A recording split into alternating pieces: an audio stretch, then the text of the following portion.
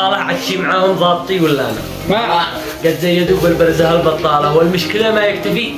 او يقنع يدخل عرس عاصب بوجهه شاله يحسك انه يغزي موقع